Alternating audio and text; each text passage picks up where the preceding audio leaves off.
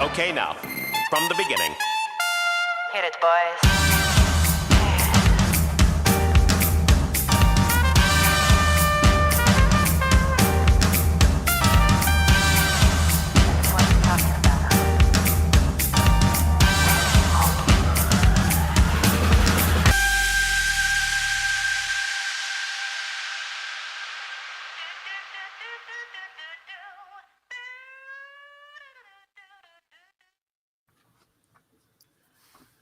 Hey everybody, welcome into the Arena, a Multiplatform Gaming News Podcast. This is episode 136. I'm your host, Expat, along with my co-hosts, Burley of Burleyman Gaming and Turn-Based Carl.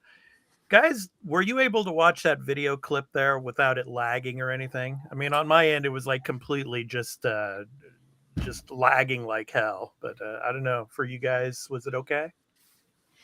It was good for me. But, okay. Yeah, it was good for me. So I'm guessing it was the typical little thing with Restream where it'll lag for you, but not for everyone else. Right. That's not to say I haven't seen those videos lag before. So, it's a mixed bag with Restream. Yeah, exactly. But anyway, we got a great show for you for episode 136. We're going to be talking about a lot of the games that were at these showcases that we had this whole past week. So we're going to be showing you some of those and talking about them. And our topic of the show, we're going to be talking about Starfield. Did it meet your expectations from the Starfield Direct? We're going to be talking about Starfield a lot in the topic of the show. And of course, our picks of the week for the week of June 19th through the 25th. And of course, a lot of stuff is coming to Game Pass. We're going to be talking about Game Pass as well when we get to the Xbox Game Showcase, as well as the Game Pass games for June. So, a lot of cool stuff coming. And we're going to be talking in a moment here about the games that we've been playing this past week. But before that, for all of you video viewers, here is a brief word, and for you audio listeners as well, of a brief word about where you can find the podcast.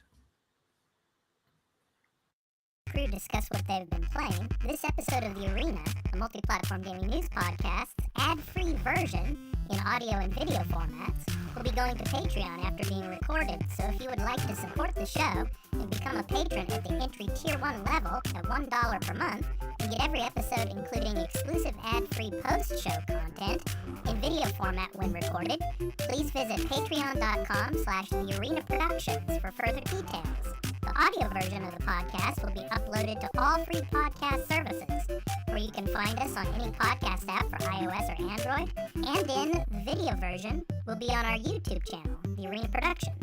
For the audio version, just download your favorite podcast app and search for The Arena, the Multiplatform Gaming News Podcast. Subscribe, follow us, post a review, and leave us questions, comments, and feedback if you like, if that feature is available there, and spread the word about the podcast.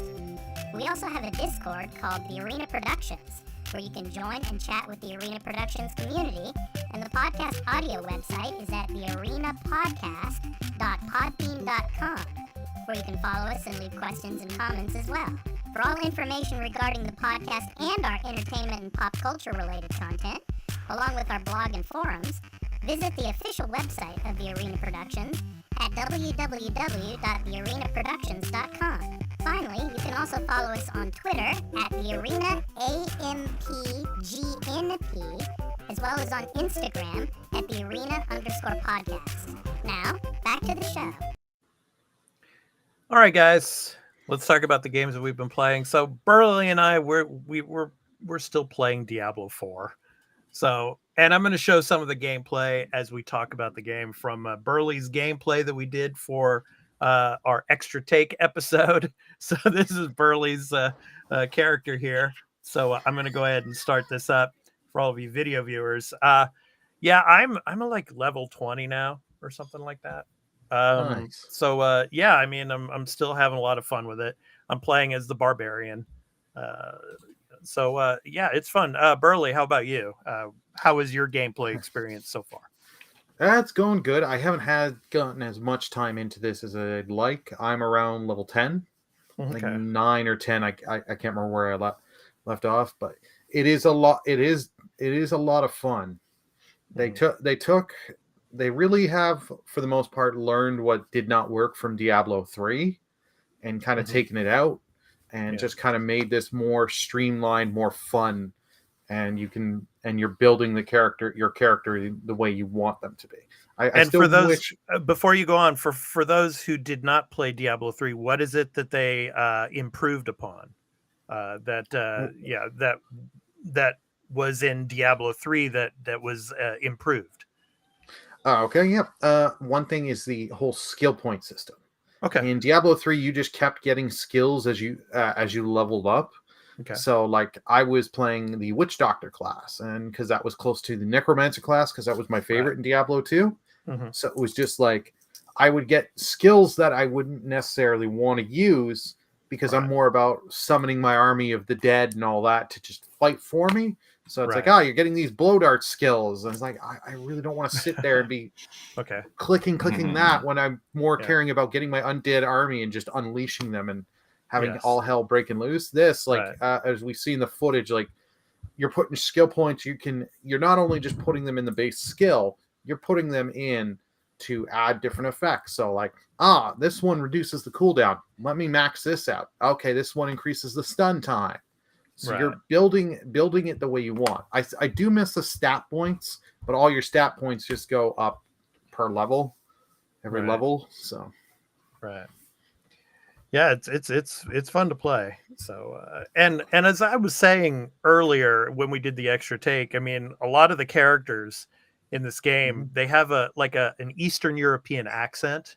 So I'm thinking that there was a lot, and especially this game deals with religious themes. So I'm thinking that this was inspired by Eastern European culture a lot in the beginning stages, at least. Maybe it changes later on in the game. I'm not sure, but so far a lot of the character voice acting has an Eastern European type of accent to it, to each character. So, all right. Okay, Carl, you're up next. So you were playing a demo, and what demo was that? Yeah, Liza P, which they actually announced that they had 1 million+ downloads on this, so that's pretty great for them. They're getting a lot of attention on this. Yeah, I mean, visually this game is beautiful. I really like what they're doing with the setting and the style of it.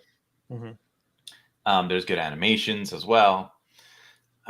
It is, I mean, it's a Souls game for sure. I've never played Bloodborne, but I assume this is more like Bloodborne. Okay. Because I have tried Demon Souls. I played a good bit of that, and I've tried a little bit of Dark Souls, the first one. And this feels much better than those. And then those are old ones, so I would hope, of course, it would, right? But like, it's much quicker, it's more fluid. blocking feels better and dodging feels better. Like I feel like I can yeah, I can time it very well. If I wanted to learn to play this really well, and if I watch enemies, movements, I can block and I can dodge very well. Right. That's the kind of thing like why I don't particularly like these games, and why I did enjoy what I played of this, but I don't think I'm gonna really play a ton of it. And it'll be on Game Pass, so maybe I'll try more of it. But because it's very much like you got to be on point when you're playing this game, right? Of course, yeah. And that's not what I want to do a lot of times when I'm playing video games. Like I kind of want to relax, right? And I want to be able to pause, and you can't pause this game. You don't mean you want to be high alert, high vigilant every second. Pretty much how Souls games are, Carl. Yeah. Like that's the thing. Yeah. Like that does deter me from playing a game like this. Yeah. But now, what is the? Yeah. I just wanted to say, Carl. Sorry to interrupt, but I mean, like, what is the story premise of this? I mean, does it revolve around the story of Pinocchio or something like that? Or? There's tons of Pinocchio stuff, like lore references, right? I don't know exactly what's happening, but so like you start off like you get awakened by the blue fairy, basically. Like it's sort of like a, it looks like a blue butterfly-ish thing that flies into you and sort of awakens you and tells you you need to go do something and calls you to this great hotel place, right? And eventually you get there. That's after like the first boss. That's sort of like the introductory part of the game. Yeah. And then you meet this woman who is, I guess, the sort of equivalent of the blue fairy.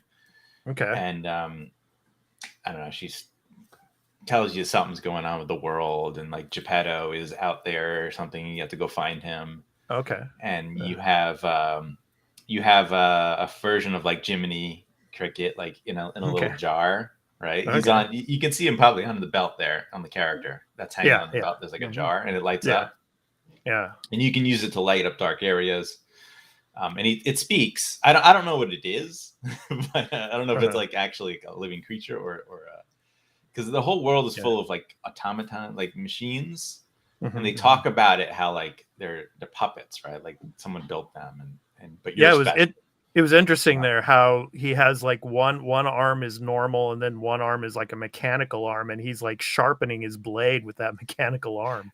Yeah, so that's really cool. I like that mechanic. So like your weapons degrade and they take damage, and I guess they can break, but I think like if they break, that's sort of on you because you can actively just sharpen them and restore their durability at any time.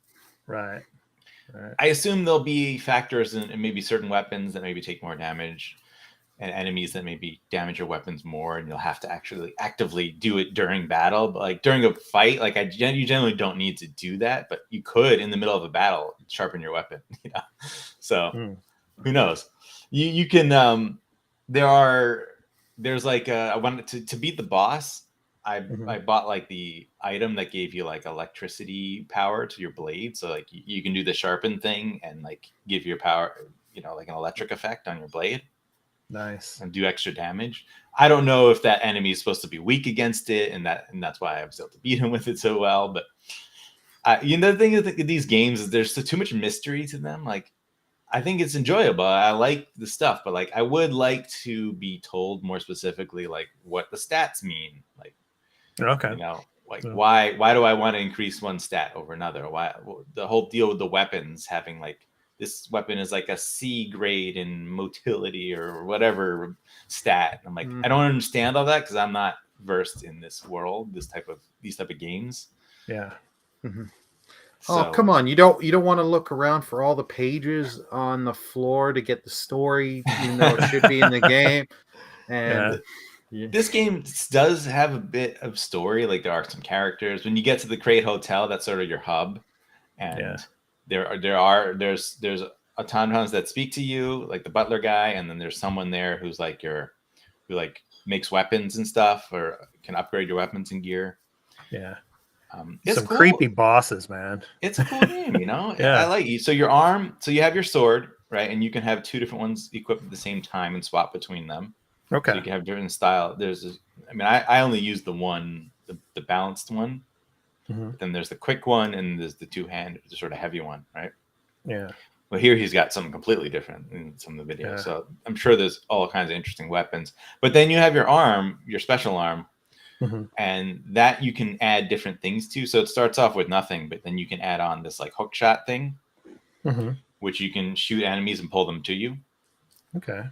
Which is good because when there's enemies that have like ranged attacks that are shooting you from across, like they can really mess you up. Like you're just walking, all of a sudden you get shot. You're like, "Fucking hell, man!" Like, you know, it's a Souls game. Like, you know, enemies will be positioned around corners. Like every time I walk into an area, I'm like creeping, like blocking, looking around the corners.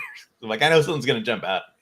So this looks like Geppetto's Lab here, where you can like customize or like. Yeah. So this is the Crate Hotel, and so you get different costumes. Like, I got one during the game that was, you know, from what I played, and it was, you know, they look good.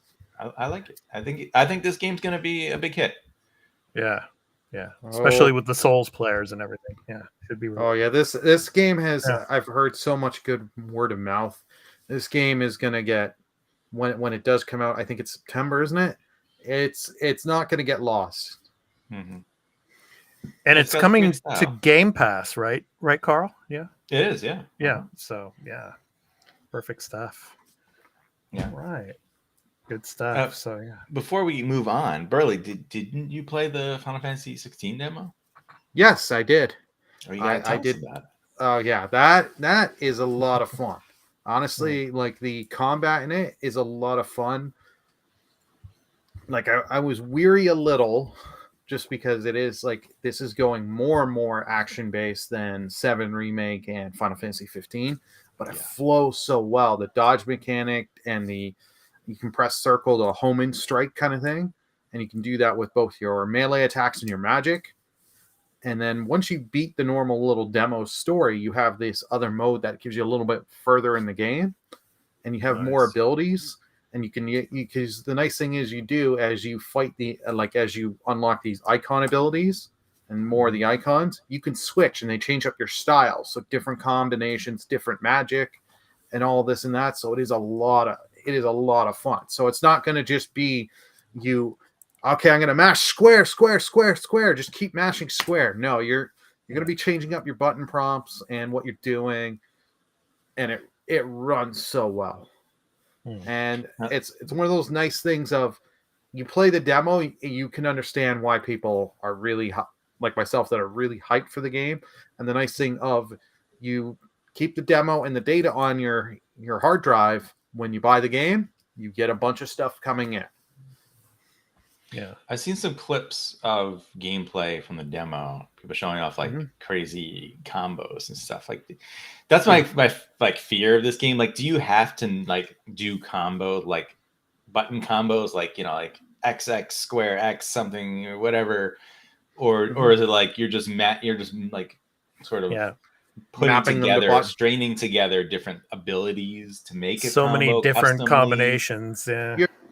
And if you aren't doing that, is that a problem? Well, you can do fights with just the basic attacks, just basic hitting square and whip. But your abilities, you have your 4 face buttons that are your normal abilities. Then you hold R2 and you get your special abilities. So it'll be R2 square does this, R2 triangle does this special move, and you can combo them together. And the nice thing is, like magic, you don't have an MP. From what I've played, you don't actually have MP. So it is a little weird thing, but they want you to use the magic to get the different combos and different stuff, and you can buy the ability to hold and charge. So you can go from fire to fire up. Okay. Did you ever die in combat? I only died once. Or no, I didn't die. I was close. But the potion saved me. But they've changed up the potions, actually. Instead of them healing you like 500 for the base potion, for example, it's percentage. So they're going like the Tales of series where the gels, which it works fine by me. I did come close to percentages too, yeah. And the summon battles, because you do one in there, those things are epic and fun. It's just like it's basically playing like a Godzilla kaiju fight. Let us know. Well, let us know in the comments if you played Lies of P or if you have played the Final Fantasy 16 demo. We'd really like to hear from you, and hear your opinions on them. So yeah, good stuff. All right, so next up, guys, let's talk about a lot of these games that came to these showcases. And of course, for all of you video viewers, in the ticker below, I'll show you the links to where you can go and see all of the games and all of the trailers that were showed at these showcases if you missed them. So anyway, let's go ahead and start. And first up, obviously, as you guys know, I'm a big Assassin's Creed fan. And obviously, at the Ubisoft Forward, of course, we got some more gameplay of Assassin's Creed Mirage. And yeah, it's starting to give me, early Assassin's Creed game vibes, and how they're bringing back a lot of the stealth elements to this game. And I love how they're, showing off Baghdad here and everything. And it's really giving me the impression of, seeing and playing the first game with Altair in Istanbul. Yeah, I mean, it's really fun. And Burley, you were talking about some of the combat mechanics as well. Do you want to talk about those a little bit? Yeah.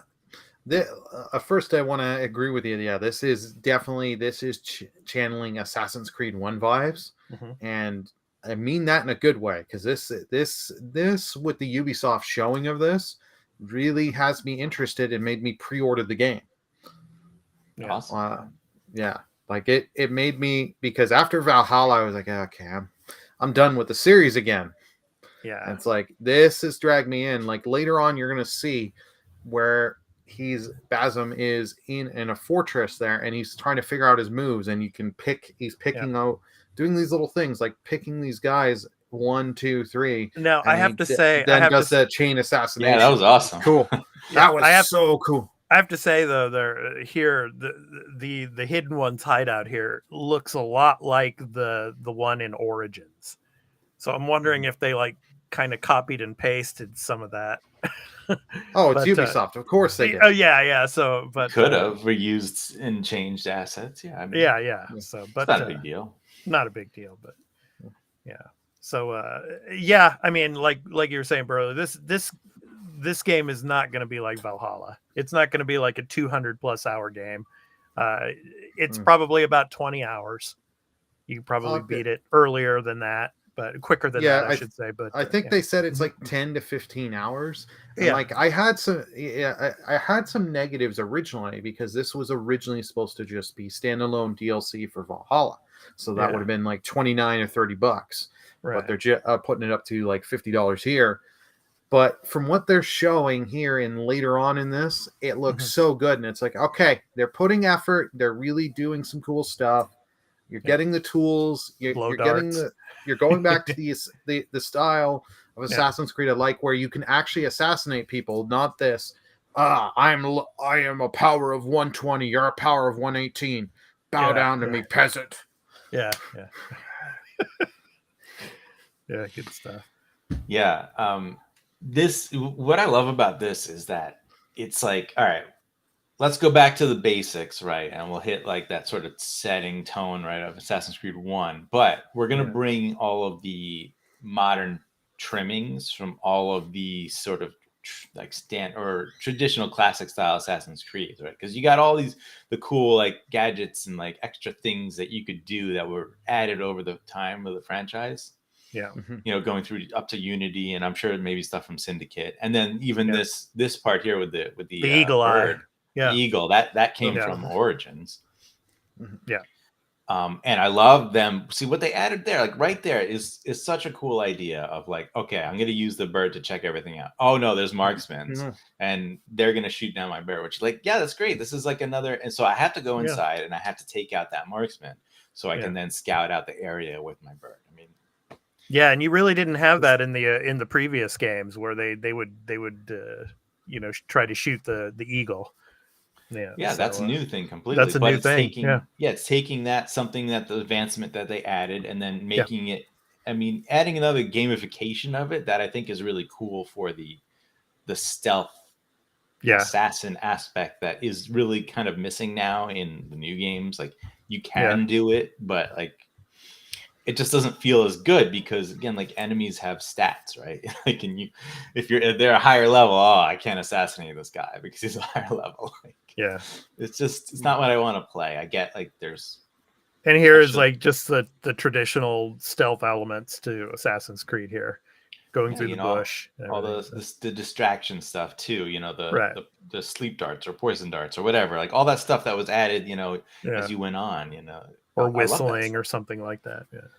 Yeah, I miss it, man. I miss it so much. I really enjoyed Unity a lot. That was a really cool game, but of course, Black Flag added a lot of that stuff too. But then it added the extra element of the sort of Sid Meier's Pirates game to it. So like this is getting back to let's just hit that core style and refine it to modern day. Yeah. And you said like obviously the Assassin's Creed 1 vibes, and they're like, yeah, we know, and we put in like the old like was it like weird tone, like a sort of like desaturated tone option. Yeah, I was like, that's neat. I like that, even though like that was a criticism people had. This looks like one of the assassination missions here. I just wanted to make mention. Unfortunately, I had to go on our YouTube page exactly. Our chats are not showing up here in Restream. So, Tweel, thank you for coming on in. And he was saying he's played the 16 demo, did not care for the first half. Not a fan starting a game in a big battle and doing time jump, but did enjoy the demo. And I decided isn't day one for me. Instead, started Persona 4 Golden. Yes. And didn't do the other fights after beating the demo. That helps showing off the battle. Sorry about that, Tweel. Yeah. And thanks for coming on in, Tweel. So appreciate it. So Persona 4 Golden's great, man. You're gonna love it. Yeah. So more of the assassination trap mine here. Yep, the trap mines. Yep. Yeah, I hear they're gonna show off that new mechanic. Well, they just showed it off. You did it already? They just did. Yeah. Yeah. I'm curious what exactly is happening there because it seems like he's teleporting around, but I want to know like sort of the in-game explanation for how that works. I do like that the throwing knives are back. When you do an assassinate, you do have that option, throwing knife to assassinate. So I do love that. And in this, they're not just showing you, you're just going in combat and killing. You're doing different stuff, using stealth, using your different I don't want to say gadgets, but you know what I mean. Your different gear to help you get through this. That's what I love about it. I wonder, so that right there when he ran by those guys and he threw the red dust. Yeah. Mm-hmm. I kind of wonder the camera angle that they did, that sort of cinematic thing. Does that happen when you're playing? Because that's really cool. I like that a lot. It must be. Yeah, I don't know. That could be for dramatic effect in this trailer, but yeah. You also see a moment there where he blocks an attack, and then it says there's the prompt for him to do a kill, and I'm like, yep, block, stab, dead. I'm like, thank you. That's what I like in my Assassin's Creed games. Yep. October 12th. So October is stacked, guys. So another Assassin's Creed game. Yeah. So okay, Burley, this one's on you. Avowed. So what did you like about this one? Oh, this one, because this was like the first real big showing we've had for Avowed that I've seen, and I loved it. Like, because I love Obsidian's games. Like, I loved the Outer Worlds, and them doing their own Elder Scrolls. Sign me up. Just like I love. Like, I know some people were not as happy with the graphical style and how some of the details look, but I think this looked just awesome. Yeah. I mean, watching this again, I don't know why you would be critical of the visuals. This looks great. This bear enemy with the mushrooms growing out, it's so cool. Yeah, like I don't know what it's cordyceps, Burley. Yeah. Like, no. What do people want? Do they want spider. Are they people? I feel people are just like so spoiled. They want like everything to look like I don't know. The everything Last of Us in 8K. 2, Red Dead Redemption 2, Horizon Forbidden West. Like everything has to look like your highest possible budget visuals. Like, newsflash, people, this isn't a $200 million video game. Okay, I'm sorry, and it's not made by a team that had like thousands of people touching it. Okay. Yeah. Oh yeah. Right. Yeah. But it looks fucking great, man. Like visual style is really nice. You know, I love the way the magic looks. The combat looks like weighty. Yeah, I'm excited to play it. You know. Yeah, it looks beautiful. I mean, it's very, the color palettes in it too. So very, very pretty. So it is very colorful, like a little more Yes. than I expected. yeah. Oh, this is a game you're gonna like. I know I'm easily gonna, as long as it lives up and it actually plays and runs well. Yep. I'm gonna easily sink 50 to 60 hours easy. All right, the next one, Burley. This is another one that you chose, a Clockwork Revolution, that was at the Xbox Game Showcase. And of course, if you want to check out the all of the games that were shown at the Xbox Game Showcase, the link is below there. So, yeah, Burley is kind of like a futuristic look to this as well. Oh yeah, and the whole steampunk aesthetic. Mhm. This I just remember from when we were watching this live, and we were doing the event, and we were just all of us were just impressed by this, and we're like, oh, what? This is happening? What? Yeah. Like that. Yeah, look, and there looked like there were some time travel elements in it as well. Oh yeah. So, yeah. Yeah, they talk about that in some interviews and stuff, and they mentioned it in the trailer, of course, but there is an aspect of that, like changing time somehow. Yeah. My excitement for this game, a lot of it comes from, like, I played Wasteland 3, and I know what In Exile is capable of. Yeah. And you're going to be in for great story, interesting characters, great world building. Yes. Yeah. And great RPG elements.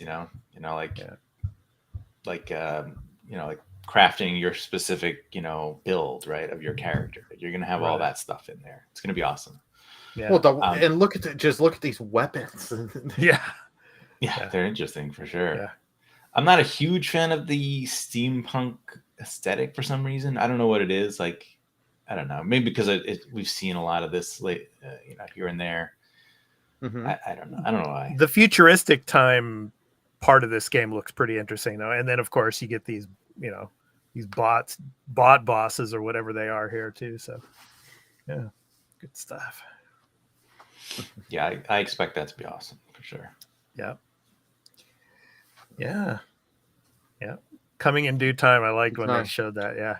All right. Next up, Phantom Liberty, guys. And obviously there were some people that were a little disgruntled about the price of this, but yeah, I mean, those of you out there that played, Cyberpunk 2077 and really enjoyed it, I mean, this is probably going to be a really cool DLC. And of course, Idris Elba is going to be in it as well. And obviously, during the showcase, having, Keanu come out and present this was really cool. So, yeah, it was like we got Nicolas Cage during the, the Summer Game Fest.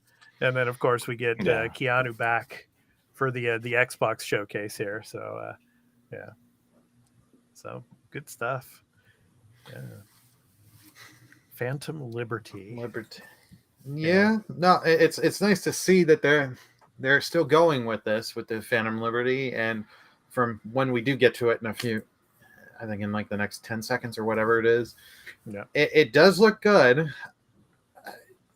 My question is just, how is this DLC going to do? Because this is coming 20 days after Starfield launches. Yeah. Yeah. That's and remember, Cyberpunk was very divisive. So it's like this DLC's got to come out well. It can't come out lukewarm for it to be a success. Yeah, I mean, I think it's going to be a success. I think it's going to come out in a good state because all the buzz around it, the people who played stuff of it, like everybody's saying really good things about it. Yeah, well, especially the people that have sunk over 100 hours into Cyberpunk. I mean, obviously they're going to go back and play this DLC, I think. So, yeah, I think it's going to be successful as well. But yeah, as Burley was saying, I mean, Starfield is just going to blow this away. I mean, but I mean, you said 20 days. I mean, there's a decent amount of padding. I mean, like a lot of people won't be done with Starfield, but there are people who have a lot of time to play a lot of games, and they can bounce back, whatever. Yeah. Well, I hope this DLC is good. Like I really do, because I am interested, but I still got to go back to Cyberpunk, finish it, and then because I think they said you want to finish the base story of Cyberpunk before going to this DLC. Yeah, If I remember correctly. I don't know. yeah, You or don't be have at to, a right? specific point in the story. I think. Okay. I don't know if you've had to finish it, but probably you have to be quite a bit along in it. So, yeah. Nice character builds there. Very pretty. Yeah. Good stuff.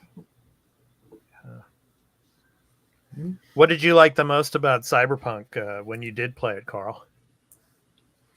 I would say the writing, the story that they tell you is really interesting. There's a lot of cool things.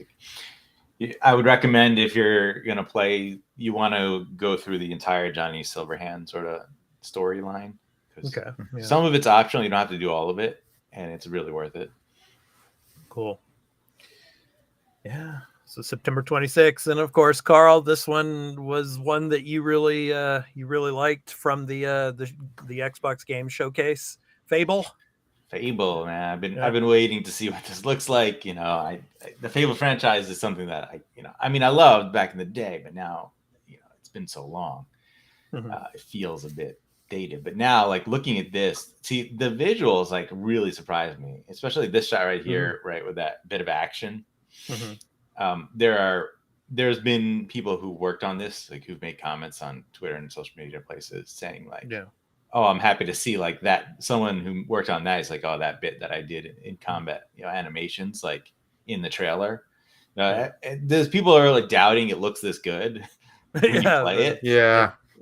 But they seem to be saying this is it. This is what it looks like. They're saying gameplay in engine footage. Yeah. They said in-game on it, which I mean, they're not saying, I don't know if that means in-engine also, but I don't think so, because I think that means more like this is the game running versus something we created in-engine. It's just they're just a stylized, like, all right, we're taking this bit. We're not like showing you actual gameplay, of course. I mean, it's just so vague, though, man. It's like in-game footage, in-engine. It is, I mean, right. just say this is gameplay. But see, like that shot there, that shot here. Some of these shots here, like, do look like shots from gameplay. Like, they might be moments like, sort of cinematic-ish moments, like where you're not in control anymore for a second, or you're just running through sort of when something crazy is happening around you. Like, I can see the sort of giant aspect there. Yeah. Yeah, man. And the Digital Foundry sort of went over it, and they all were very convinced that, like, this is some sort of in-game footage. Like, they weren't saying like this is cinematic. So yeah. All right. Next up, the Final Fantasy VII Rebirth, which we got at the Summer Game Fest. So, Burley, what do you think of this one? I like this. Like, we knew this was coming. Yeah. Because this was one of the things that, like, leaked earlier, and like, I remember Jeff Keighley comes out, we got this one more surprise and all that, and it's like, yeah, we all know what it is. Yeah. But now this, you just, I guess you stayed off social media and stuff. I don't think it got that far, like, days before. Maybe it was this, I don't know. Anyway.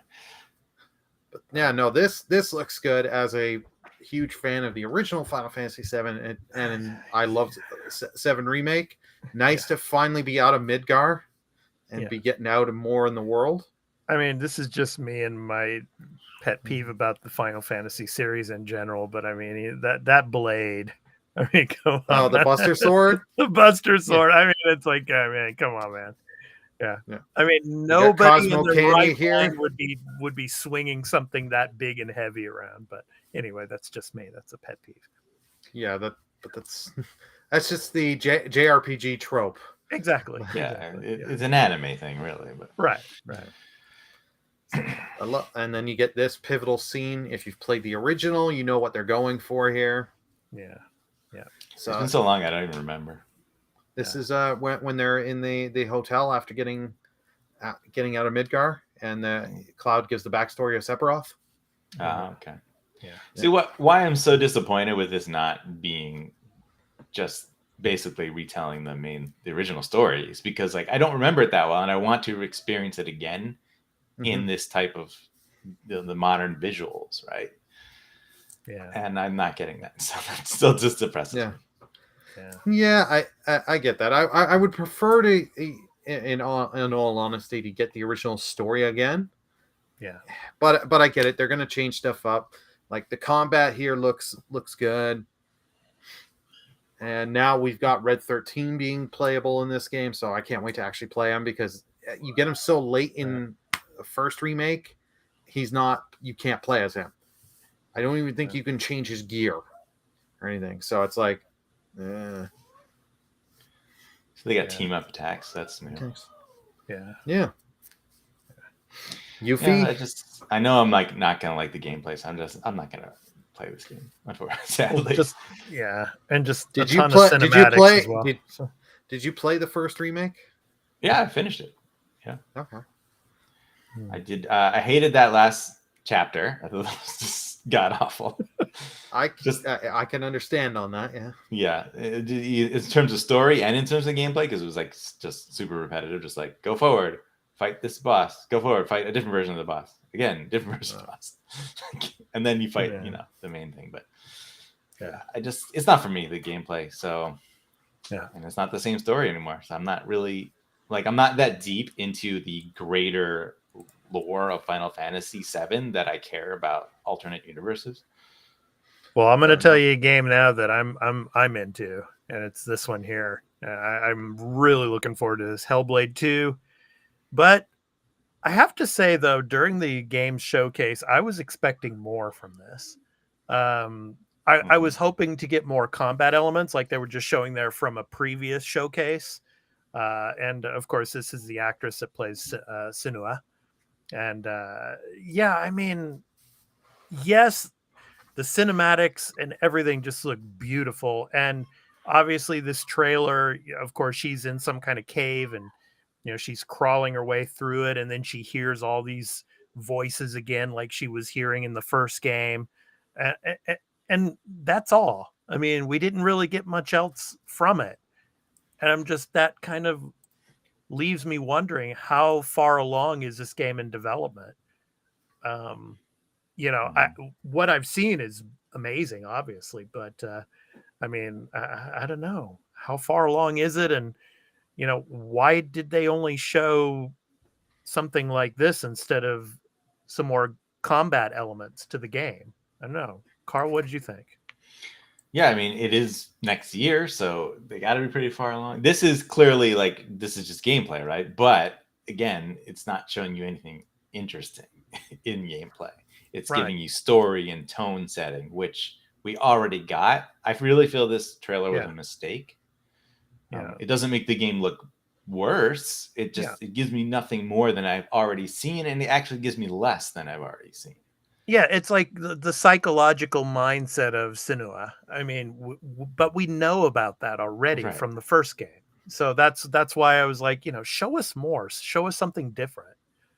Yeah, because this goes on for long enough. I'm watching this thing and I'm like, all right, you're gonna cut to some action, right? And we're gonna see a little of her doing something in the game. And like, nope. Yeah.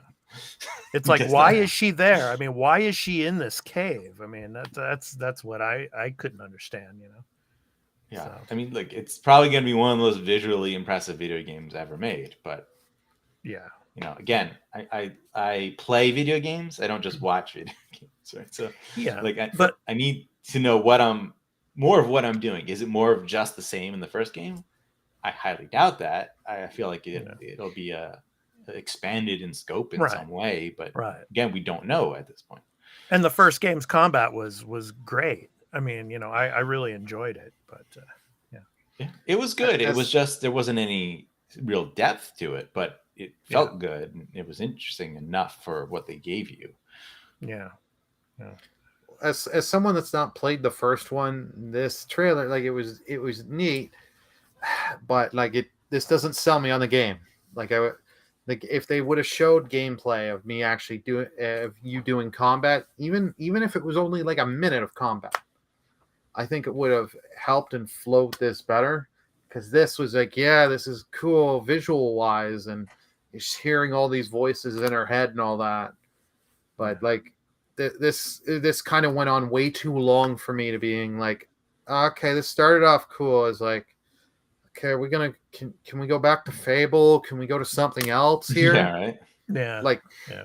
Because even Fable didn't show you straight up gameplay, but at least it showed you action elements that gives you an idea of what the game might casting have. the fireball, slashing with the sword. Yeah. Right. And even the sequence with the giant sort of like, it seems like a sort of actiony escape sequence, right? Yeah, well, something more than we had ever seen before. I mean, but in this, like the previous trailer for this, we saw that great scene with the giant, right? And them attacking it and then having to run away and all that. And like, that was gameplay. That was more gameplay than, we got here. So I don't know why. Yeah.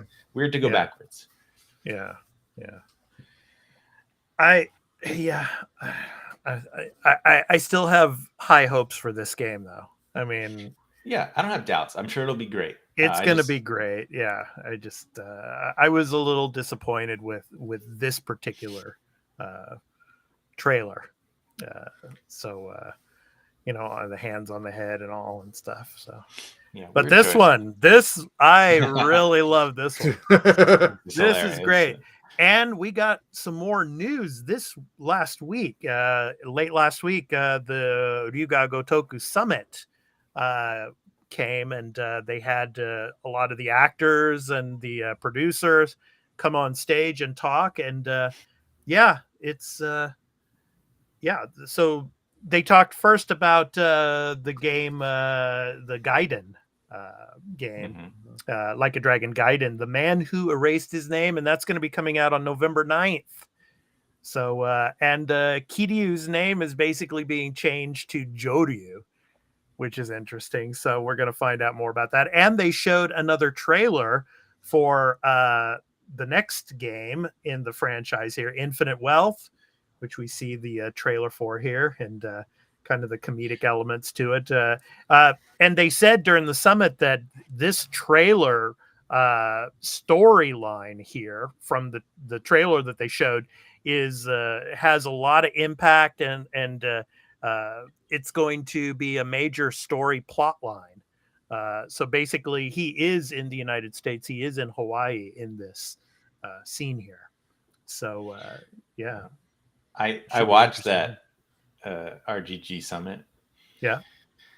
Dude, what a waste of time, man. I'm happy that I wasn't actually like I had it on my phone and I was listening to it and I was playing State of Decay 2 because, dude, it's just way too much in an interview, just talking to the actors, just sort of like talking. Yeah, about, that's like, Japanese style, though, Carl. That's Japanese style. Look, yes, but you're supposed to be talking about interesting aspects of the video game, and they're just like, why did you take this role? Or, what would you think about this? And I don't know, like the legacy of being this thing and that thing. I'm like, dude, I don't care. It's not interesting enough.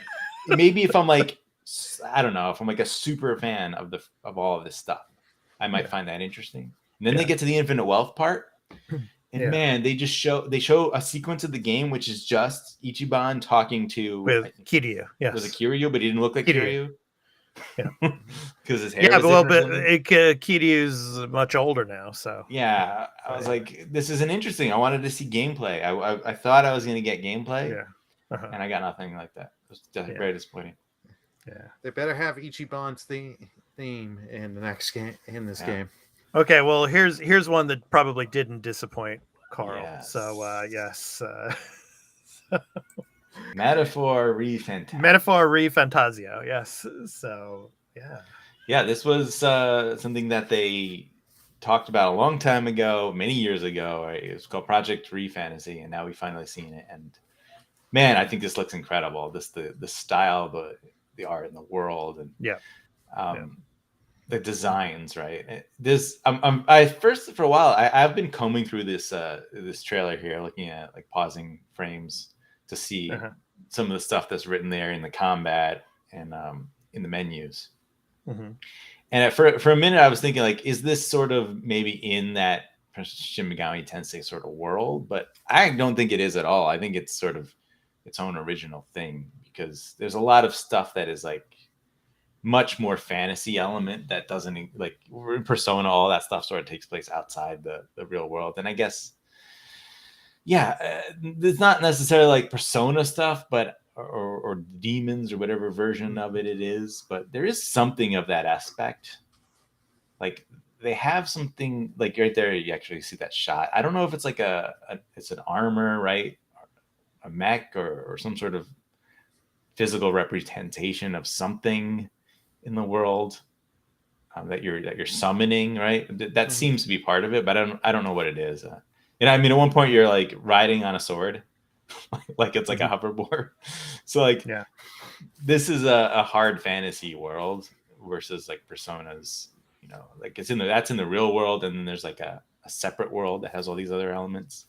Yeah. This seems like I think everything is happening in the real world of this game, right? Like the monsters and everything are like actual creatures in the world.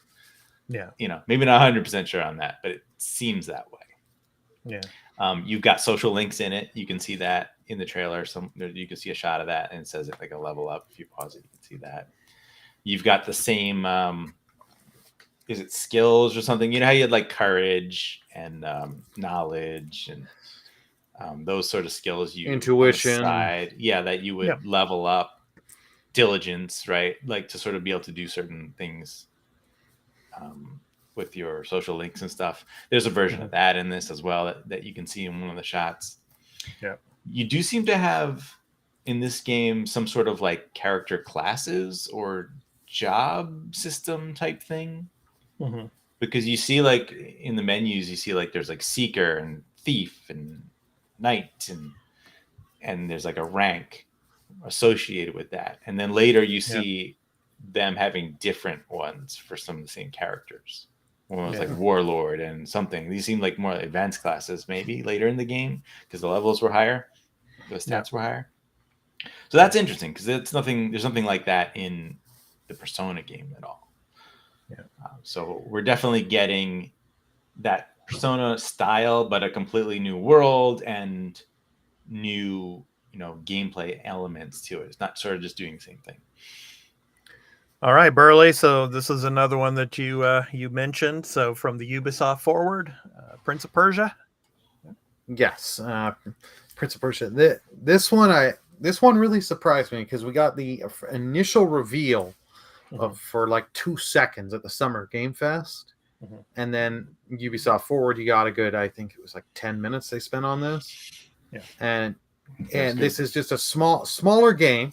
It's your 2.5D Metroidvania, which I do love these kind of games, and just seems like this is going to be a lot of fun with using the all the different powers the prince is going to have, and maneuvering and finding your ways across. All those jumping elements remind me of like the Ori games. Yep. Yeah. And then using the dagger and just changing the world. Oh goodness. Yeah, it is that Metroidvania style type game. Yeah. Well, maybe more Ori than because there's more action to it. But jumping and stuff. Yeah. Yeah. We got to have Death and Dracula in this somehow. Yeah. Really. It looks pretty though, for sure. If you've ever played the original Prince of Persia game, that was a side-scrolling game. Didn't. This is a much prettier, more advanced version of that, and you weren't acrobatic very much in that game, but it was side-scrolling and climbing stuff and avoiding traps and things. Yeah. The color palettes in this too remind me of the Rayman games a little bit as well. Isn't it the Rayman team doing this? That I don't know. I think I heard that. They did such a good job with Origins and Rayman Legends. Those are both great games. So this looks good, and we're getting this in January of next year, which is perfect timing, I think. Yeah. Yeah, something to really look forward to in January. Yeah. Yes. I love that. Oh, I'm dead. No, I'm not. Yeah. It looks great. In the video where they from Ubisoft Forward, they talk about some story, and they said that you're actually going to save the prince.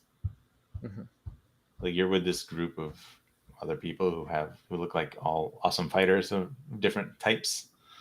Yeah. Yeah. So yeah. Yeah, the Ubisoft Forward was really good this year. Well, so- yeah, I didn't watch the showcase. People said like the presentation, the flow of it wasn't very good, but from just watching just the games, I mean, this and of course Assassin's Creed and all. And there were some surprises that I wasn't really, interested in, like the Division for mobile. I wasn't really into that, but still, I mean, and then they showed more of Pandora, with the Avatar game, but yeah, Burley, you were going to say? I was going to say, for the Ubisoft event, this Assassin's Creed and one other game were really, really good. The rest of the Ubisoft event was just like, ugh. And we're going to see that worse next. than the PlayStation showcase. Yeah. So all of you video viewers, we're going to see that right now. So, So Star Wars Outlaws. It's called Outlaws. Yeah. So, I don't know. Carl, you picked this one as one of yours that you wanted to talk about. So this was revealed at the Xbox show, but they had the gameplay at Ubisoft Forward. At Ubisoft Forward, it looks excellent. I mean, it is that open world, third person Star Wars, sort of cover shooter, action adventure.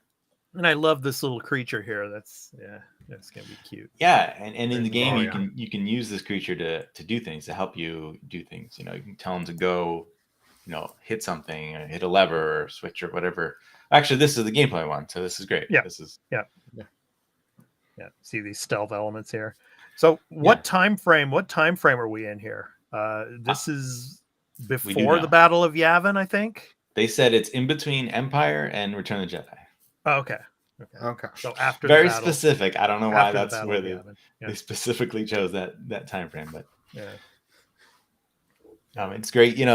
Once she gets out of this area and you hop on the vehicle and you just driving through all these places. I mean, open world, it looks great. But then she goes off planet, and I'm like, well, how many areas like that are there gonna be? Yeah. Right, because the area she zooms through is huge. So, I mean. I'll tell you this much, Carl. I'll bet you some spiritual opium on this. It's not going to be as big as Starfield. Well, I don't expect that. So you're not taking that bet. Yeah. So, but it's going to be bigger than I say. The Jedi Fallen Order games and the sequel. Oh yeah, it'll be bigger than that, I think. But please. I mean, the thing I like about this is these are completely new characters. We don't know anything about them. Yeah, they're outlaws, right? They're not Jedi. They're not Sith. Please don't show me Inquisitors. Please don't show me Darth Vader or anything in this game. I like kind of the Rogue One aspects of this game, where it's like we didn't know, anything about these characters, and so I want to see, what becomes of them and how they grow within the game and stuff. And how they perform in this Star Wars universe. So, hey, look, I wouldn't be against fighting like one Inquisitor as a boss. It would be cool, because it's interesting to go up against a Force user when you're not a Force user. Yeah.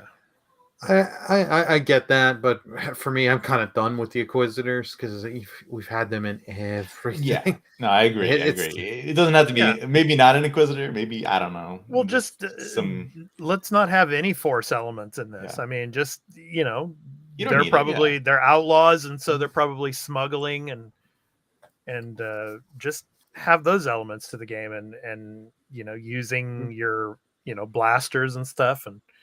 Like here, escaping these but I could see cyclists. Talking your way out of things and stuff like that. I can envision a great action sequence of you going up against a Force user and sort of having these elements of like, I got to run away because I can't really fight them. And then maybe eventually you get cornered or something, or you have to utilize the environment to help you defeat them because you're not strong enough. Yeah. That's interesting. I like that. So I don't know.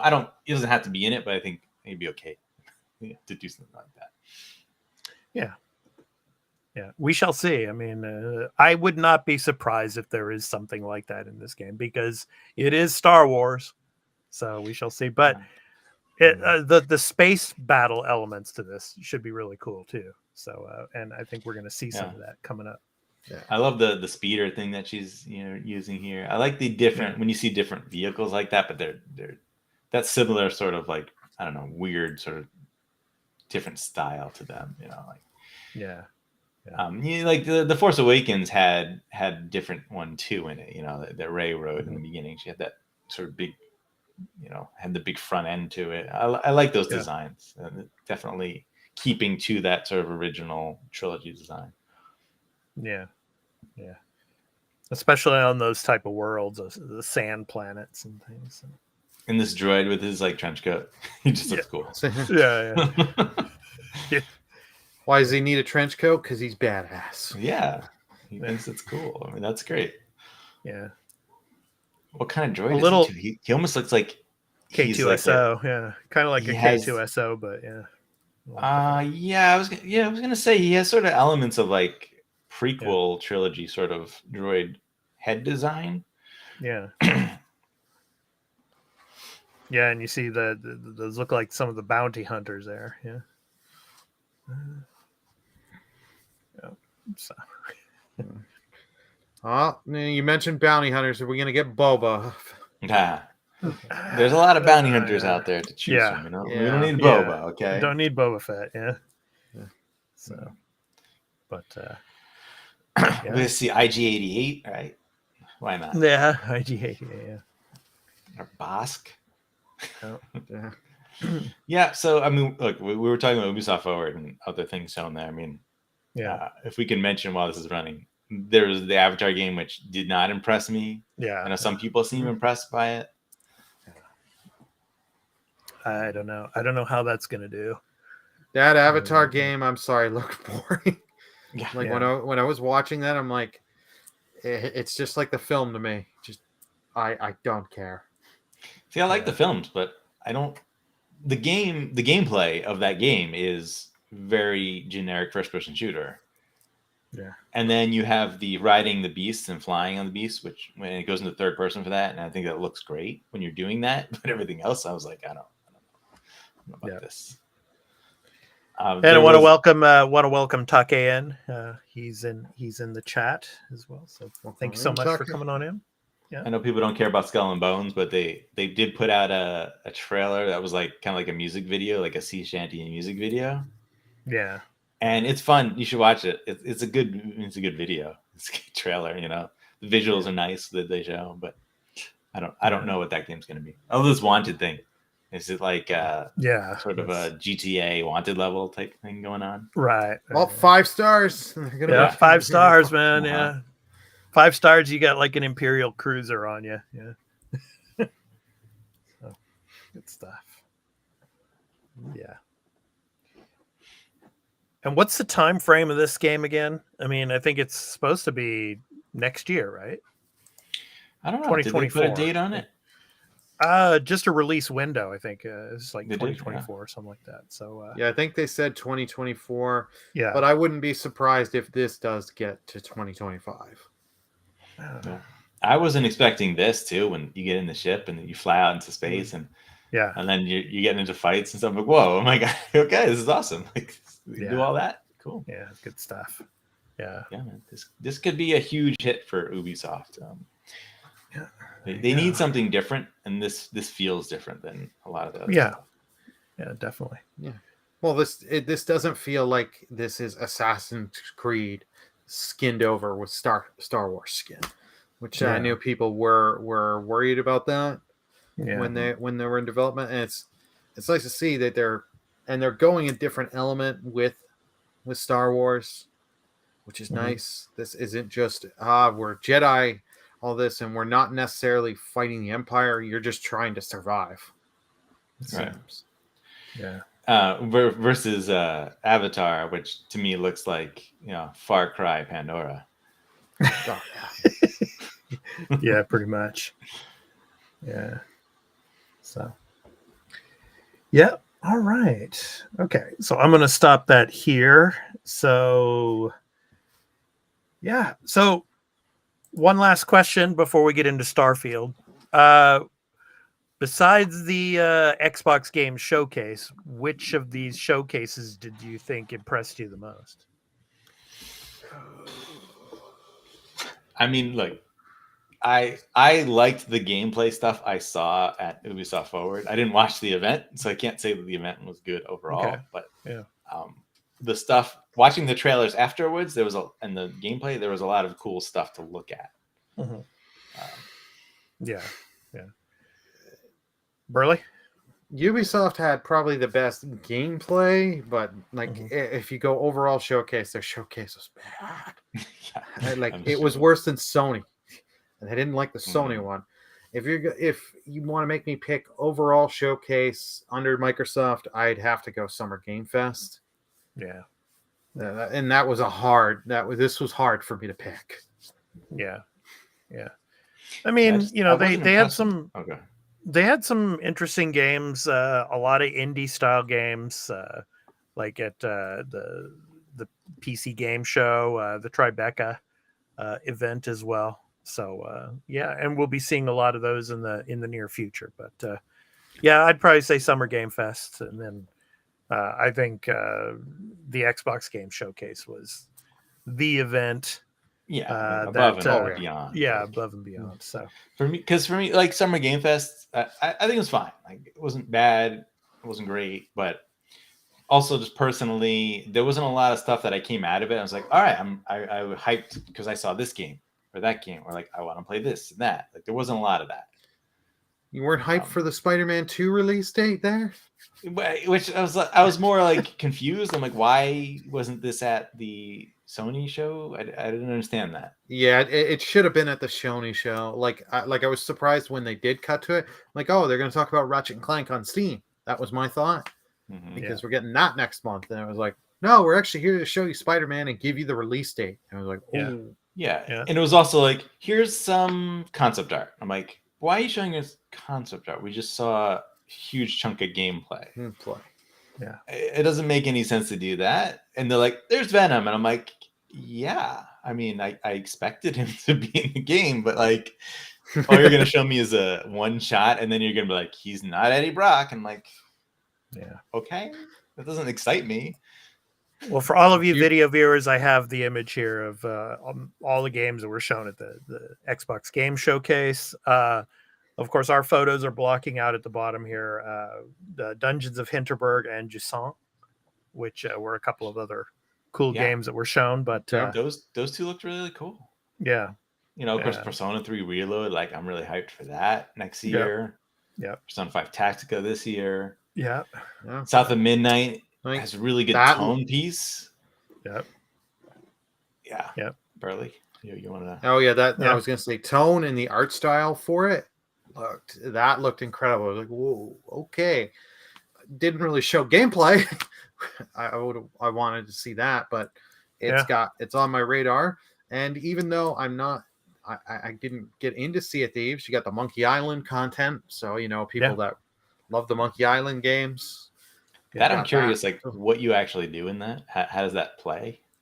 I don't know. Yeah. I know is it just Sea of Thieves, but some weird extra thing on top of it. I don't know. Yeah. We do know South of Midnight is a third-person action adventure. To what level, I don't know, but we do know that. City Skyline looks great. I mean, if you like that thing, that of course should be really popular. Yep. Flight Simulator 2024 has so much more gamification to it, which is like, like that's cool because I don't want to play Flight Simulator because I'm not doing anything. And the Dune aspect of it all, that's pretty cool too. Dune. They showed more of that at the extended showcase, and it looks interesting. Yeah. And Towerborn, I actually am interested in because in the extended showcase they talked more about it, and they called it an action RPG. And I kind of was getting a little bit the vibe of, I don't know if you know the game Guardian Heroes, which was originally on Sega Saturn. Mm-hmm. But it was a side-scrolling fantasy beat 'em up game.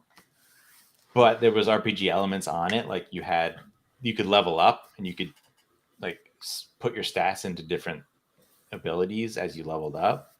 sort of build your character a little bit in a certain way. So like if it, it gets that Castle Crasher sort of vibe to it as well. It's like if it is that, and there's an overworld sort of map, and you can do different things and level up and you play with other people. Like I might be interested. I signed up for the Insider thing to try to. You can play it. You might be able to play an early build in that. Oh, nice. Cool. All right. Okay, so now I'm gonna go ahead and start up the trailer for Starfield. Of course, Starfield Direct, our topic of the show. Starfield, man. So yeah, topic of the show. So did Starfield meet your expectations? I have to say, yeah. I mean, this is probably the game that when it comes out, I probably, besides Spider-Man 2, it's the only game I'm probably going to be playing for the next 6 months. I don't know, man. I mean, it's just so fascinating to me. And like I was saying during the showcase when we were, and the direct when we were doing this live, the reactions to it, I was saying this is the Star Trek game that I've never been able to have, because you're going to be able to travel, just infinite possibilities of traveling in space to, they said like there's over 1,000 different planets in this game. I mean, meeting different people from different civilizations and exploring the galaxy, doing trade, building your ships, there's just an infinite amount of possibilities from what we've seen so far, what we can do in this game. And it looks beautiful, and there's some people out there, obviously. And I think, Carl, you were talking about this when it came to Avowed. It's like, it's like the character, the facial animations are not great and things like that. I mean, come on, man. I mean, it's like, yeah. I mean, the amount of characters are going to be in this game and the amount of dialogue that's in this game. Yes. Yeah. You can't do full facial motion capture, right? So you have to do what they're doing here. Yeah. Mm-hmm. And that has to, they have to make the character models a certain way, like to make that feel good. Like again, that's why I think people are having this weird problem with it. Because again, we're used to, I'm going to bring up Red Dead Redemption 2 again, Horizon and Last of Us, where they're doing this high end, and Hellblade's doing it too. This high end facial motion capture. Yeah. You getting everything, all the emotion from the eyes and all parts of the face, right? And right. You can when you get closer to more realistic looking visuals on a face, and you're not doing that, it stands out. Yeah. Like, you can't avoid that. I mean, what was this thing I had with a problem I had with Ghost of Tsushima, where they didn't do that. They didn't have the high end motion capture facial animation stuff during the dialogue. Yeah. And they even hit it a lot of ways in that game. And then it's probably a smart decision, because a lot of times when you were talking to certain people, it would like sort of have that far out view. Burley, you probably maybe remember that. Yeah. You know what I'm talking about? I know what you're talking about. Yeah. But you're picking a flaw in a perfect game. Yeah. Yeah. So they were hiding that, but smartly hiding it, because they knew it's not going to live up to what people are expecting, especially that year playing The Last of Us 2, which has some of the best facial animations in a video game ever. So yeah. Just one thing I do want to comment on here, though, that could hurt this game in a small way. And our friend Jez Gordon, he on Windows Central, of course, he mentions this, is the localization.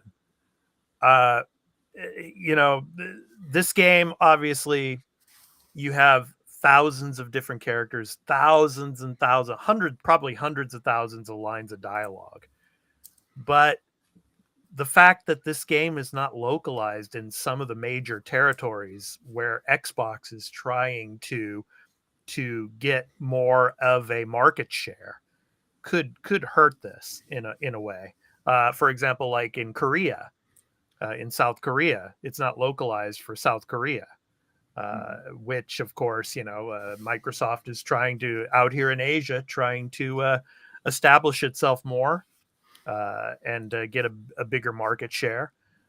So I think localization is something that they probably could have done a little bit more to focus on for the game and have it available in different languages. I think it's only available in I think what Jez was saying was 8 or 9 languages. Yeah. Look, so yeah, go ahead, man. I'm going to say for a game of this scope and it's fine for now. I don't think you can reasonably expect them to do that. There's just so much in this that needs to be done. I mean, localization of a game like this is incredibly long process. It's not easy to do that sort of thing. Yeah. It's not just text it's not just translating, the written dialogue or the spoken dialogue. It's also all the stuff in the menus, all the items that you're getting, all the systems, translating that in localizing that and things that for all the different regions. There's a lot that has to go into that. Yeah. Can't just I mean, those things will come. I think they will do it, right? Yeah. Could they have done more? I don't know. I don't know. I don't know exactly how much effort that takes, right? Yeah. Especially for this game. This game more than any other game, I'm sure, would probably take longer than any other game out there, right, to localize in another language. Yeah. But I think not only with Starfield, but I think that's been a situation with Xbox for many different games when it comes to localization as well. There were a lot of games that weren't localized into Japanese as well. So yeah, but yeah, I agree with you though. I mean the scope of this and the size of the game, and I'm sure they did the best they could with what they had with the resources they had to localize in the languages that they could. But and it probably will, in time be localized in different languages. Yeah, I mean Japanese is one of them that they're doing. Oh well, right. Japanese is localized in this game. So yeah. So I'm sure you can attest to this, expat, how difficult it would be to localize a game like this to Japanese. Yeah, well, especially nuances and figures of speech, idiomatic expressions and things like that. Yeah, it would be. So. But anyway, enough of that. Let's get more to the other parts of the aspects of gameplay and everything else in this. I mean, just amazing. Right there, we just saw when you go to a planet and they scan you, and in this particularly, it says no contraband found, but just the implication that I could be smuggling goods. Yeah. And I could get caught or whatnot. That's cool. I like that aspect. I can play it that way. Yeah. Yeah. This exceeded my expectations. Going back to the initial topic title there. Yeah. I was expecting it to impress me, but man, it just went beyond that with so many things that I wasn't expecting, even though I thought some of it, would be there. But I think I just want to say I think the when they were thinking about doing this showcase, to make it separate, to have another 30 minutes on the side to do a direct just for this game. I mean, because this then thing was they had 45 minutes. Yeah, 45 minutes. Yeah. So, I mean, they had the time to show you all of this stuff. I mean, if this would have just been in the Xbox showcase, it would have been a 4-minute trailer. There was a trailer in there. Yeah. You know what I'm talking about, Carl. You know what I'm talking about. I mean, it's you can't explain all this, right? Exactly. Yeah.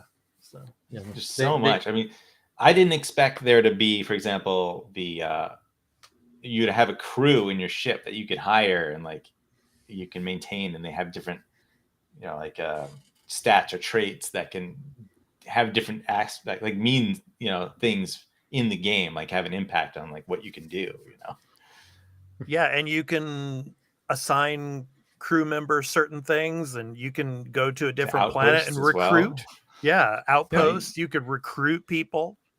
Make your own little bases and homes on other planets. The scope of this is just insane. Like this, for my initial thoughts on this, like I was excited for Starfield, but this blew my mind with how in depth they're going, and it's really showing they took their time with all these delays, and that the delays, in my opinion, were worth it to get a game of this scope to be able to come out. Yeah. And what you can tell, they are putting a lot of effort and love in this. Like you've got the whole trait system they're putting in. You pick your traits, they have advantages and disadvantages, and you can take them and change them. So doing that, they brought back the adoring fan. Yeah. If you remember, I think it was in Oblivion, the one Carl, I remember.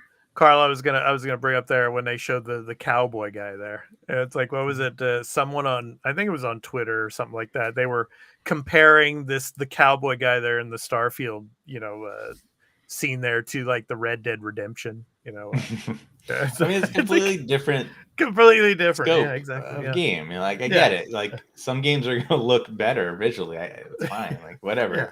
I want to play this more than I want to play Red Dead. So. Whatever. Right. Yeah. Well, they're trying to say, well, it's like the graphics and all the graphical fidelity. It's like Red Dead Redemption. The first Red Dead Redemption game was what, 2010, I think, or something like that, or 2008 or something. So somewhere it's around like, there. come on, man. Yeah, Burley, I want to ask you. I mean, when it comes to the streaming aspect of it all, I mean, could you see someone just having their entire streaming career playing this game? Oh yeah, you could make an easy channel on this. Like I can, like when we're covering this, it's just like I could see so much stuff of myself just doing, and like in my case with Streamloots, the deck on this is going to be giant because there's just so much things you can do.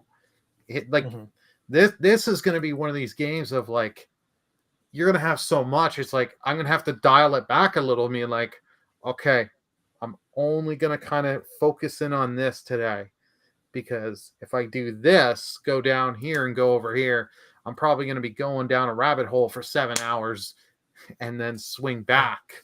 So this is going to be interesting. Like, how much of the plot am I going to want to do right away? Am I going to go straight story, or is there going to be some side content early on that I really get involved with and just exploring and building up my ships? Yeah, I can't even imagine and wait for the mods to come. Oh yeah. With was it the Bethesda Workbench? I think it's called. Yeah. Where you've got creators that'll make the mods and you can buy them or get them for free, and you're supporting creators and stuff. So like that is going to be insane. What is it we were talking about during the live event about the modding? I mean, you're probably going to see like TIE fighters and like X-Wings and like, all the different, shows and movies and all, they're going to mod certain things for this game. Yeah.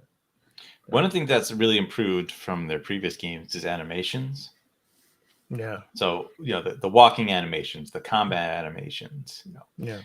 all of that, and especially when you look at the third person option or aspect view, it looks night and day. Like, I know some people like to play Skyrim in third person, but I don't find that to be really effective because it looks so janky. Yeah. And it doesn't feel like it's designed to do that. Like it's just like added on. And this game, it really looks like they said they designed it to work in both first and third person and to look great in both. Yeah, and just to look at this customization, I mean, people are going to be spending hours customizing characters and things like that. So, yeah, you really get that sense of, and you always get that in these type of games, but that you can create a character that's going to be a specific, type of character that's going to play a very specific type of way. Yeah, and have, that role, right? The role playing aspect, of course.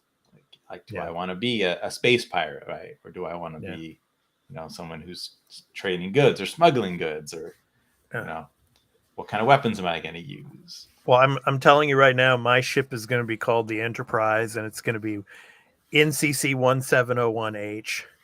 There you go. Let me guess, your character's name is going to be Kirk? No. Yeah. Oh, come on, if you're gonna do all that, No. you got to go with naming your No, it's gonna be character. it's gonna be James T. expat. Kirk. It's gonna Of be course, war. it's gonna be expat.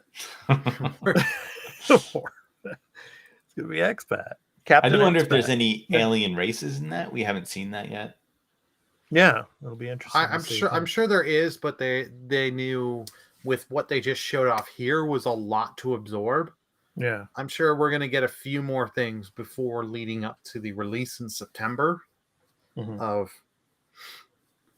Yeah, I'm okay if there isn't, but I feel like there could be at least some other humanoid civilization somewhere.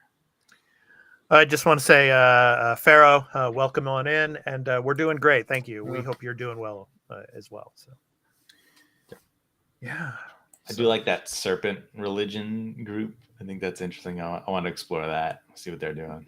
Yeah, I mean, maybe even make a character who is one of them. Yeah, just going to so many different, star systems and, running into all these different factions and, just exploring and analyzing the culture and, the people and, what they believe in and stuff like that. So. There's Burley's character right there, man. I was gonna say for all of you video viewers, yeah, that was good. Yeah, I've already made it up my mind when I do play and stream this game. I got to make a stream loots card, kill the adoring fan. Yeah. Kid stuff. There you go. All right, good stuff. So there was an interview where they talked about a moment where a ship can land, right? Like they showed in here, where if you have that like sort of trait where the people come hunting you, wanted, this one. Mm-hmm. And they said that you can get on that ship, and then he said the ship took off while they were on it, and then they were out in space. And I was like, wait a minute, what happens? Well, how do you do then? I guess you have to take the ship over or something, because how you get out? Well, that you either negotiate or just take over the ship. Yeah. But that's neat. Well, you can have glad you're doing better, Pharaoh. Right, you can have a lot of ships. We saw that in one of the menus. You can see you can have multiple ships. I mean, I love the fact that you can board ships, and see what's going on, kill people inside, take the ship, whatever. All that stuff is super awesome. Yeah, that's the great thing about this game. You can do whatever you want. I mean, you don't even have to play the story missions. You can just explore and just walk around. I mean, do whatever you want. That's the great thing. Yeah. It fulfills a fantasy that I've always had with like Wing Commander Privateer. But whenever I play like that game, it's like I want to be someone who can go out in space and explore the galaxy and trade goods and fight pirates or whatever the bad faction is. But also I would like to, with something that isn't in that type of game, is I would like to go down to the planet, right? And I would like to talk to people and have quests, stories, and fight people and build my own outpost. Maybe I'm assuming you feel like you can have your own business, right? Essentially, mining specific resources and selling specific things. Now, this is the aspect of the game I really love, talking about the weapons. And I mean, just like we were talking about, Carl, just the type of weapons that you can handle in this game. Yeah, I mean, they talk about the melee, right? You can have weapons. You could punch people, right? You could specialize in that. You can have, long range, short range, handguns, explosives, whatever. There's so many different options. You could play it stealthy. I personally do like playing a stealthy sort of handgun build, right? That's something that I would do. Yeah. Well, not only just that, you've got all those options, but something I like that it just showed earlier was the talent system. How you're getting your talents better is you actually use them. As you keep using them and going down those routes of those talents, you'll get better and better at it. Which is something I like, and I love this here. Just a grenade, throw a grenade in, close the door, and let them die. I love that. But I do like that it's very specific sort of goals, I guess, to level them up, instead of like, you remember some of the other games, like, Oblivion was really bad on it. It's just like, you're repeating just like, I'm just going to keep casting a spell, or I'm just going to keep jumping. Skyrim has that too, but like, I'm just going to keep jumping and jumping and jumping, and I'll get my level up. Like, that's silly. Like I get that is using the skill, but that's not using it in a way that's meaningful. So it seems like they understood that, and they've advanced that here. And you can, and they showed with one of the talents is you can take confuse an enemy and have it fight for you, which is that is Well, cool. the aliens, so yeah, or the creatures rather. the creatures, So yeah, guys, I Pretty mean, cool. we're only a few months away from this game. So I wonder if you could excited. Bring them onto your ship, and I don't know, like bring them on a mission. keep them as pets on your ship. Yeah, right. Like, can I bring one and have it be my thing that attacks enemies for me? Like, oh, so that way, if pirates board your ship, you unleash your rancor on them. Yeah, that'd be interesting. Who knows? Yeah. So cool. If it's not in the game, they'll mod that in the game. Yeah. Oh, it'll be modded. Just how long? Now, I only have one negative, and it's not the thing we're going to talk later on, though, is that they're doing the whole thing of here's the different editions of the game. Pay us more money to get 5 days early. Yeah. This is a trend with modern gaming lately that I'm really getting tired of. Okay, you're willing to give us more money, so you're going to get the game 5 days early. It's like, no. Yeah. It's unfortunate. I mean, it really only exists for the most popular type games. Like, it doesn't really going to matter if the game isn't a highly anticipated game like this. Yeah, I get it. And there's a lot of it's Starfield is the game, Pharaoh. Sorry. There's a lot of reasons to do that for a game like this because, of course, influencers, right? YouTubers, they're going to pay. And they're going to be playing it, and people are going to see that, and they're going to be sharing it, and it's going to make people want to play it. Yeah, and that's marketing, right? It's smart. It's smart marketing. Yeah. Hey, did you guys hear? Kind of off topic, but Callisto Protocol's DLC was announced, and it's going to be available 2 days early on PlayStation, so they get early access to it. But 2 days later it goes to all the other platforms, but they get it 2 days early. PlayStation does. So. Yeah, I'm not surprised. They bought exclusive content for Hogwarts Legacy, so Yeah. Hey, DLC was announced for this stealthily it was on the side there. It said like Shattered something story. Expansion. Yeah. So there's an expansion for Starfield already in the works. Yeah, which you're already gonna spend 1,000 hours in this game. You won't get to it for about a year and a half, but anyway. So. But another one thing I will say also that's good about the 5 day early thing is you can definitely expect reviews to be out early. Oh yeah. Before the game comes out. Oh yeah. And I personally hate it when reviews aren't out before the game is out because I use that to inform my purchases. Did you hear there was one person that put a review out already and it got taken down? I mean, it was just on Metacritic, like a user review. How does that even like? Isn't it blocked? I don't know how that even you're not allowed to do that. Well, it got on, but then they took it down like really quick. I guess Metacritic fell asleep at that day. Yeah, they were just what? Someone posted a review on there. We got to do something. That's cool, like a Transformer type of Voltron. Yeah. Yeah. It all right. Shows you the depths of things that you can do with the creation there. Yeah. So.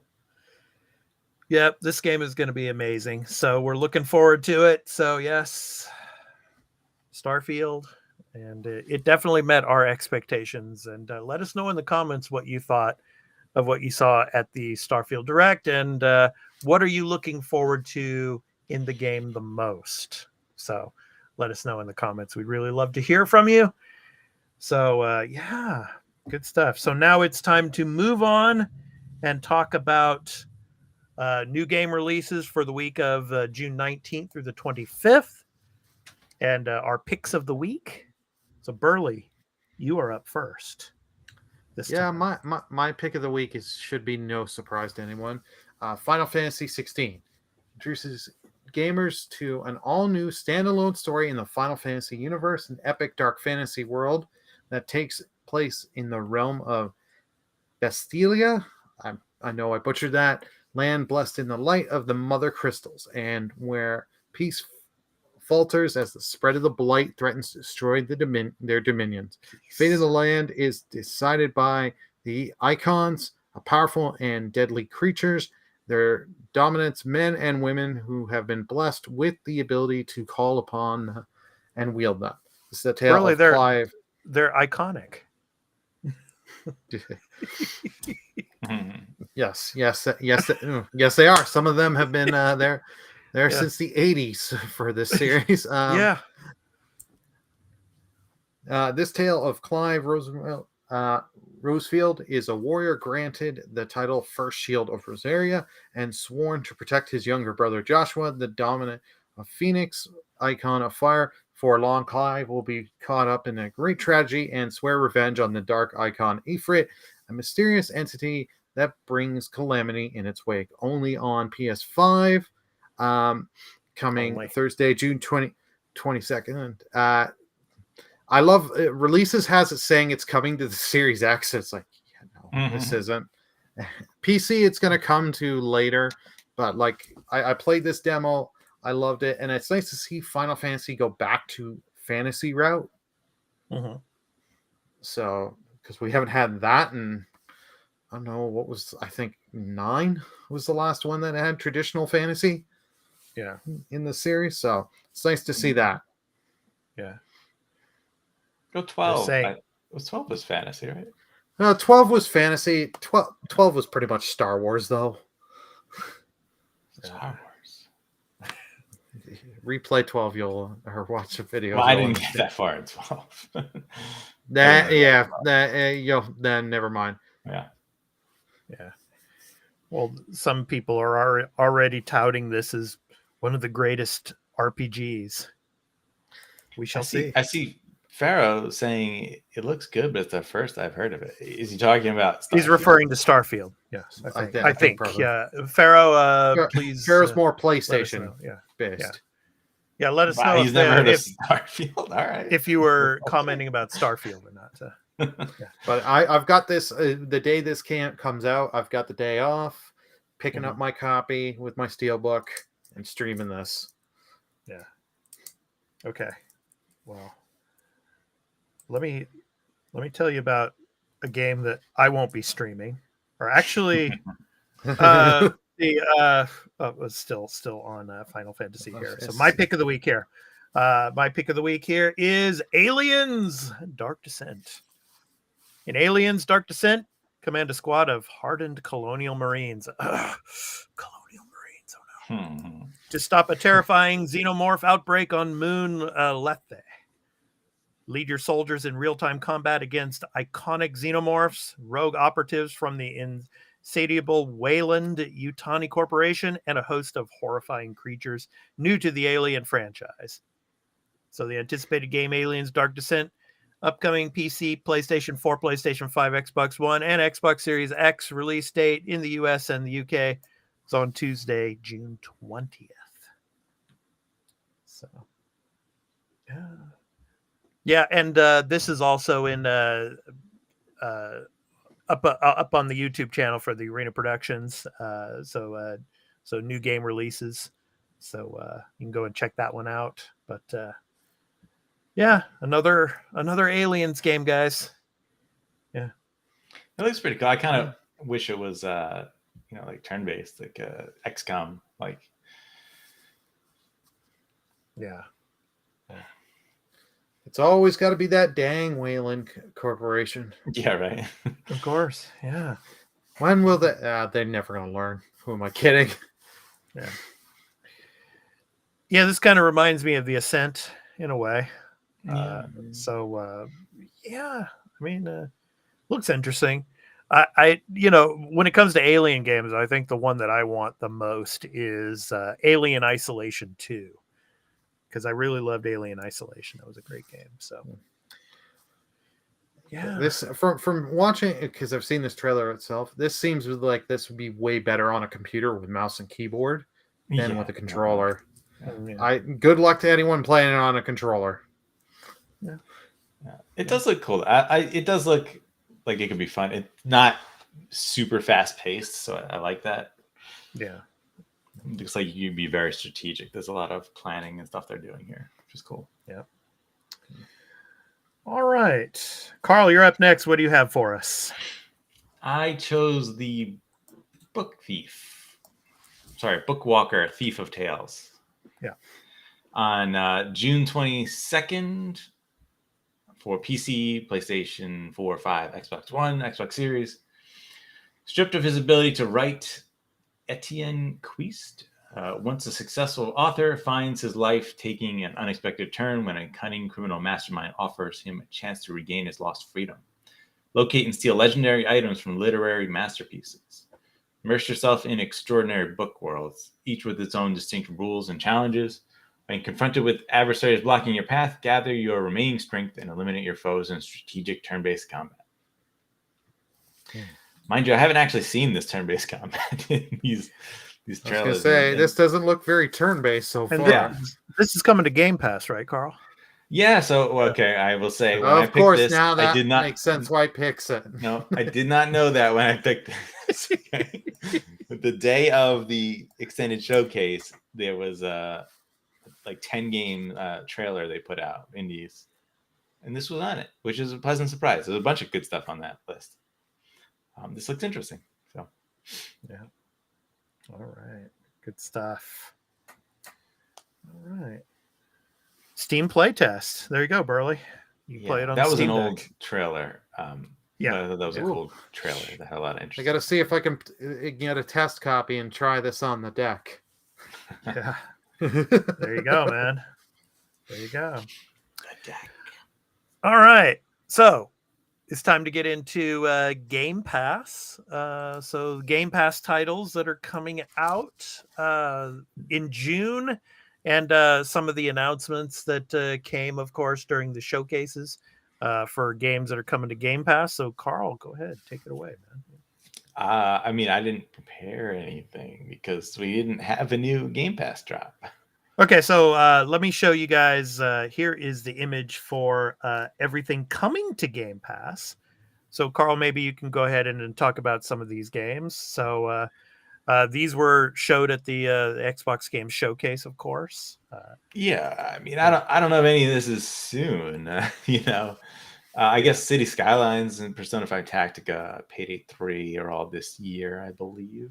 And of course, Forza Motorsport, Starfield. Yeah. I don't know 33 Immortals or Jusant or... Well, Payday 3 is coming soon, I think. Yeah. So we got some stuff. Next month. Yeah. We'll come back next week or actually I won't be here next week, but next Tuesday on the 20th, I'm assuming the 20th will have a drop because that Bookwalker game is the 22nd and that's going to be on there. So we'll see a drop for Game Pass. You mean Fable's not coming out next week? Unfortunately not, Burley. That'd be quite the shocker. I'd be happy, but yeah. I think we all would. Yeah. All right. Okay, so it's time to talk about the games that we're going to be playing this upcoming week. I'm still playing Diablo 4. Burley, how about you? I'll be playing Diablo 4 on my own time, but I'm going to try and do a little bit more Tears of the Kingdom. I'm going to try and finish the second temple, maybe get to the third before Final Fantasy 16 comes out. And when Final Fantasy 16 comes out, that's my main game I'm going to be doing for a while. Okay. Carl? I've been bouncing around, not really sure what I'm playing. So I've actually been playing some State of Decay 2. I just you went back to it. Yeah, I just felt I don't know because I didn't know what to play, and I was like, yeah, that'll be fun, And then I played for like a couple hours. So you get lost in that game. Well, at least I do. Yeah. So I don't know what's coming or what I'm going to choose to play. I reinstalled Valkyria Chronicles 4 because I never finished that, and I thought maybe I'd go back to it. But I didn't boot that up, so who knows what I'll play. Yeah, I mean, when it comes to the platforms, I mean, PlayStation 5 still, Jedi Survivor, still haven't finished that. Love to finish it at some point. On the Switch, of course, Tears of the Kingdom, and then on Xbox, Diablo 4. So I'm just so excited for like things in the future. Like I want to play those, and I don't want to play anything. We always are. Yeah. I want to play Starfield. I want to play Persona 5 Tactica. I want to play Persona 3 Reloaded. I want to play, Metaphor ReFantasia. And like I can't think of anything else that I really want to play. Yeah. Freaking September to October, November for me, content creation wise, it's gonna be nuts. I got Starfield coming. Like I want to do Assassin's Creed Mirage, Alan Wake 2, but we've got Spider-Man 2 is right there, and it's like Spider-Man 2 takes priority over those. And it's like then I got the Pokemon DLC in November, so that'll eventually come. So it's like, well, what takes priority over here on the Arena Productions, Burley and Carl. What? Yes. Of course, all of our other entertainment and pop culture related content. So it's time for our content updates. So obviously, this coming week, of course, Marvel's Secret Invasion starts. We're going to be doing our of course, reviews of that. And of course, we've already got episode 1 of Star Trek Strange New Worlds, season 2, episode 1, The Broken Circle, where you can go, if you watch the episode, you can go and check out our review and discussion of that as well. So for programming notes, we've got Star Trek Strange New Worlds, and we've got Secret Invasion starting this coming week. So exciting times with all these new shows coming out. And of course, on June 29th, The Witcher Season 3 starts, and we're going to be doing reviews of that as well. So stay tuned for all of the content that we have here, not only video games, but also entertainment and pop culture related content here on the Arena Productions. So, yes. And of course, our ad-free versions will be going up to our Patreon as well, and as well as other exclusive content there. So, yeah, good stuff. Oh, yeah. Sea of Stars, August 29th, Game Pass. So. Yeah. Yes. That was announced, and I was like, all right, well, I'll definitely play that. And it's good timing. It'll be before Starfield, although not too much before. So you have no choice. You have to play that game. I got to hit a running day one. Power through. Yeah. Yeah, they had an ID at Xbox trailer that showed a lot of the games that are going to be coming. So there's a couple. Neon White was on there also. Yeah, which was a very highly rated game. Coming to Game Pass now. Yep. All right, so it's time before we end the show here to talk about our indie recording artist spotlight. So, of course, at the end of our shows, we do a music compilation. So, with an indie recording artist. So this week's spotlight is on Francesco D'Andrea. Francesco D'Andrea is an Italian film composer and music producer. His music has been featured in many award-winning films, TV shows, video games, and worldwide advertising campaigns. So go on here. D'Andrea scored the original soundtrack of the full feature film Spaghetti Story, wrote classical music for the Atlanta Youth Orchestra, and has toured the UK as a rock and blues guitarist. From the title song of his album called The World Is Mine. So this has been the Arena, a multi-platform gaming news podcast, episode 136. I've been your host, Expat, along with my co-hosts, Burley, Burleman Gaming, and Turn-Based Carl. We hope to catch you in the next one.